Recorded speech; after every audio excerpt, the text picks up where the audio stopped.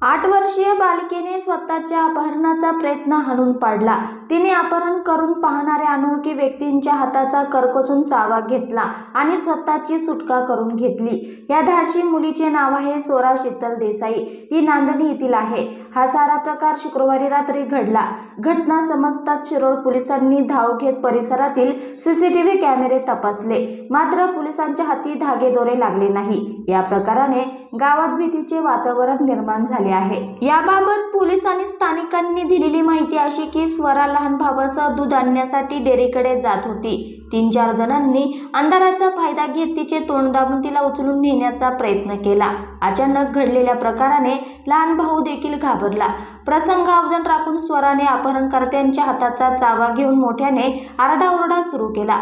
तिचा आरडाओरडा ऐकून काही नागरिक घराबाहेर आले। यावेळी अंधाराचा फायदा घेऊन अपहरणकर्त्यांनी शिरोळ मार्गावरून पोबारा केला। स्वराच्या पालकांनी तातडीने शिरोळ पोलिसांना घटनेची माहिती दिली। शिरोळ पोलिसांनी शुक्रवारी रात्री उशिरा परिसरातील सीसीटीव्ही कॅमेऱ्यांची तपासणी केली, पण अनेक ठिकाणचे सीसीटीव्ही कॅमेरे बंद असल्याने अपहरणकर्त्यांबाबत माहिती मिळू शकली नाही। या प्रकाराने स्वराचे आईवडीलही घाबरले असून बालिकेच्या अपहरणकर्त्यांचा शोध घेऊन त्यांच्यावर कारवाई करण्याची मागणी नांदणी ग्रामस्थांमधून होत आहे।